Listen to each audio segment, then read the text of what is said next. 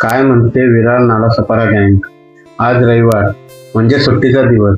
आदितीने आणि आदिराजने माझे डोकं खाल्ले की पप्पा चला विरार मधील नवीन द्वारका मंदिर पाहायला जाऊ. मग काय, माझा लाडका भाचा आयुष पण तयार झाला. माझी दुचाकी बाईक काढली आणि गुगल मॅपवर नकाशा टाकला. 11 किलोमीटर दूर आहे असं दाखवत होतं, पण विरारचं ट्रॅफिक म्हणजे कधी कुणाला पोहोचून देईल याची काही गॅरंटी नाही. चला तर मग निघूया. मित्रांनो, मला व्हिडिओ एडिट करता जमत नाही. मी प्रयत्न करत आहे, तरी चुकलं तर काही माफ करा आणि काही बदल करायचे मी नक्की बदल करेन. भावांनो, आम्ही पोहोचलोय, पण इकडे पार्किंगला एवढ्या गाड्या आहेत की मला वाटतं की माझी बाईक खिशात घालून फिरावी लागेल. अख्ख्या पालघर जिल्ह्यातील साऱ्या गाड्या इथे येऊन जमा झाल्यात की काही समजत नाही. आज रविवार आहे ना, त्यामुळे सुट्टीचा दिवस. सर्व गाड्या घेऊन सगळे इकडे द्वारका मंदिर पाहायला निघले असं वाटतं. गर्दी तर खूप दिसते. लाईन बघितली तर मंदिरापासून जवळपास 300-400 मीटर जास्त आहे. ही बघा लाईन. ही लाईन संपायच्या आधी कदाचित मी म्हातारा होऊन जाईल की काय. एवढी गर्दी पाहून आमचा फ्यूज उडाला. मग आम्ही ठरवलं की दर्शनासाठी रांगेत न उभा राहता पहिल्यांदा मंदिराच्या बाहेरचे दर्शन न्यावे. शहाण्या माणसाचे लक्षण आहे, काय म्हणता साहेब? पण खरं सांगतो मित्रांनो, बाहेरून मंदिर पाहिल्यावर समजलं की आमचा विचार लय भारी होता. हे कोरीव बघा काम एक नंबर होतं. असं वाटतंय की दगडामधून आता श्रीकृष्ण बाहेर येतील की काय. भगवान श्रीकृष्णाच्या जन्मापासून ते महाभारतापर्यंतचे सर्व कोरीव काम इथे कोरलेलं आहे. असं वाटतंय की या भिंती बोलू लागल्या आहेत की काय.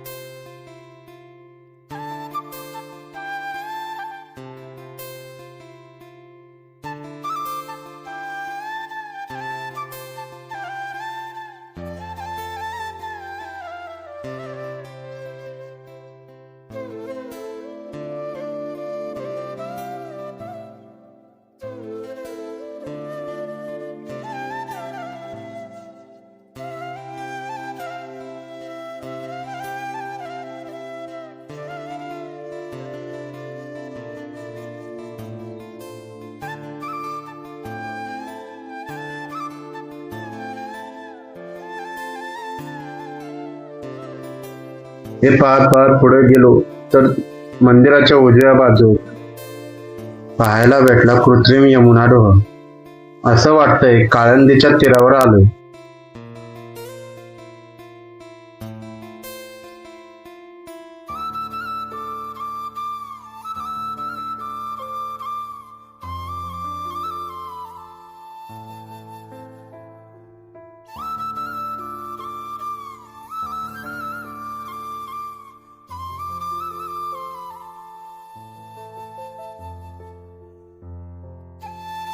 हे मंदिर पाहून खरंच अयोध्याच्या राम मंदिरची फील येते. विरारमध्ये असं काही होईल असं वाटलं नव्हतं. एवढ्या लांब आलोय तर फोटो तर काढले नाही तर घरातले घरात घेणार नाही. तर हे पहा, काही काढलेले आम्ही भारी फोटो खूप मस्त काढलेले आहेत आणि आदितीने तर मज्जाच केलेली आहे. आदिती, मंदिर फिरून तुला कसं वाटतंय?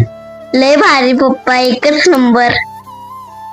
तर मित्रांनो, गर्दीमुळे आज गाभाऱ्यात एंट्री नाही भेटली.